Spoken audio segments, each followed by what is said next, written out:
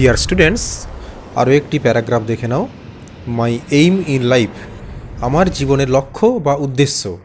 তোমাদের এর আগের ভিডিওগুলোতে দেখো অনেক প্যারাগ্রাফ, লেটার, স্টোরি ইত্যাদি করিয়েছি।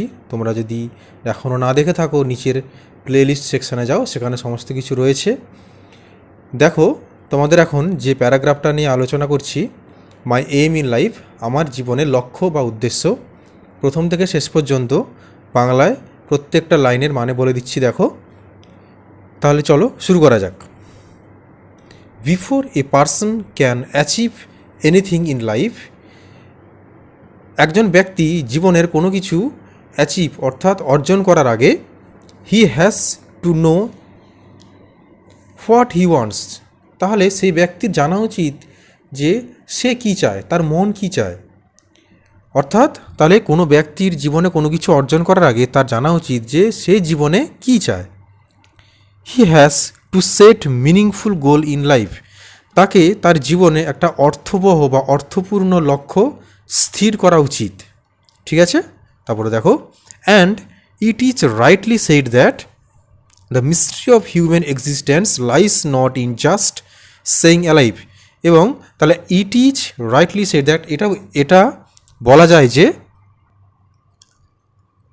The mystery of human existence, মানুষের অস্তিত্বের যে রহস্যটা, lies not in just saying alive, যে বেঁচে আছি বা জীবিত আছি এটা কিন্তু নয়, আসল রহস্যটা কিন্তু এটা নয়, but in finding something to life for, কিন্তু আসল অর্থটা কি না, জীবনে তুমি কি চাইছো বা তুমি জীবনে কোন উদ্দেশ্যে যাত্রা করছো সেটা তোমাকে আগে স্থির করা। ঠিক আছে, a definite goal in life makes one fit for the ensuing battle of life. দেখো এখানে এনসুইং একটা ওয়ার্ড আছে, এনসুইং কথার অর্থ হচ্ছে আসন্ন। তাহলে জীবনে একটা ডেফিনেট নির্দিষ্ট গোল, লক্ষ্য in life makes one fit, একজনকে কি করে না জীবনের ব্যাটেল অফ লাইফ, জীবন যুদ্ধটাকে, আসন্ন জীবন যুদ্ধটাকে নিশ্চিত করে। অর্থাৎ জীবনের একটা সঠিক লক্ষ্য, জীবনে আসন্ন যে জীবন যুদ্ধটাকে তাকে স্থির করে। তারপরে দেখে নাও,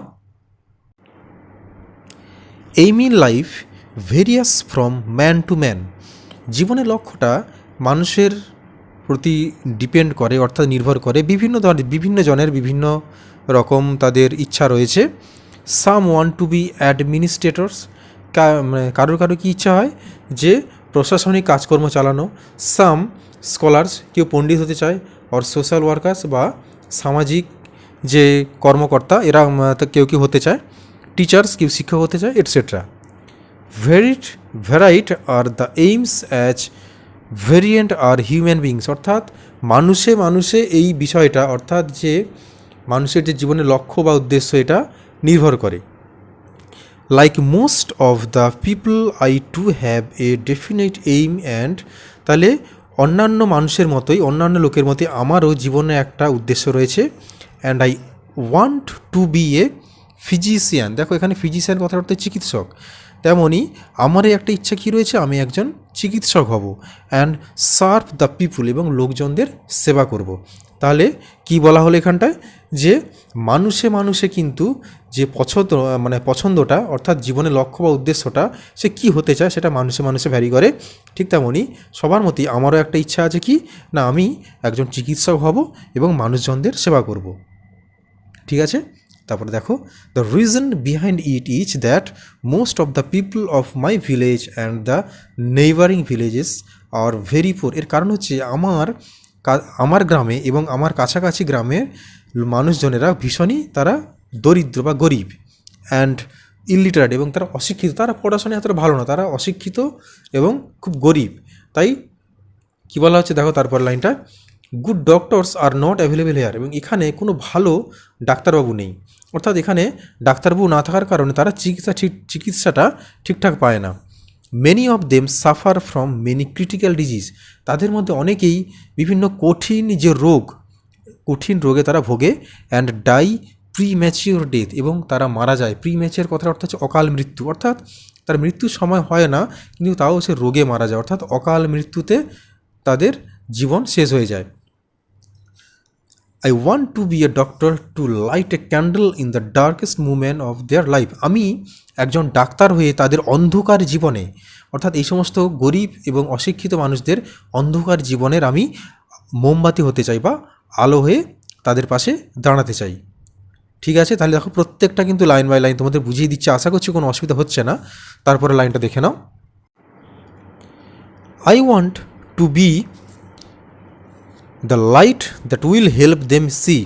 আমি তাদের জীবনে আলো হতে চাই এবং যে আলোতে তারা যেন দেখতে পায়, অর্থাৎ তাদের আমি দেখাতে চাই, অর্থাৎ তাদের পাশে আমি দাঁড়াতে চাই বা তাদেরকে সাহায্য করতে চাই। It is what will give my life it's deepest significance. এবং আমার জীবনে যেন এটা একটা গভীর, একটা তাৎপর্যপূর্ণ একটা ব্যাপার, মানে যদি তাদের পাশে গিয়ে যদি আমি দাঁড়াতে পারি, সেটাই যেন আমার জীবনে একটা তাৎপর্যপূর্ণ ব্যাপার। Yes, I have set my goal and I am determined that I will reach it. হ্যাঁ, আমি আমার জীবনে লক্ষ্য স্থির করে নিয়েছি, and I am determined that I will reach it. এবং আমার যে মনোযোগ যে আমি এটাকে অ্যাচিভ, অর্থাৎ রিচ কথাটা পৌঁছানো, বা আমি অর্থাৎ আমি ডাক্তার হয়েই ছাড়বো, মানে আমি তাদের পাশে দাঁড়িয়েই ছাড়বো। তারপরে দেখো, I think that success in life depends largely upon the right choice of profession. আমার মনে হয় যে জীবনের যে সফলতাটা কার উপর নির্ভর করে না, জীবনের সঠিক পেশা খোঁজার উপর বা সঠিক পেশা ঠিক করার উপর জীবনের সফলতা নির্ভর করে। ঠিক আছে, so at that time of making such choice we should think, অর্থাৎ আমরা যখন আমাদের পেশাটাকে স্থির করি, উই শুড থিঙ্ক, তখন আমাদের কী চিন্তা করা উচিত? অ্যাবাউট আওয়ার লাইকিংস অ্যান্ড অ্যাবিলিটিস, আমাদের পছন্দ এবং আমাদের সক্ষমতা, অর্থাৎ আমাদের পছন্দ এবং সক্ষমতা এই দুটোকে আমাদের সবসময় বিচার করা উচিত এবং তার উপর নির্ভর করে আমাদের জীবনের পেশাটাকে নির্ধারিত করা উচিত। Only then we can reach the top of success, এবং তখনই শুধুমাত্র আমরা সফলতার শিখরে পৌঁছতে পারবো। And make our life a significant and meaningful one, এবং আমাদের জীবনটাকে একটা তাৎপর্যপূর্ণ এবং অর্থবহ করে তখনই তুলতে পারবো।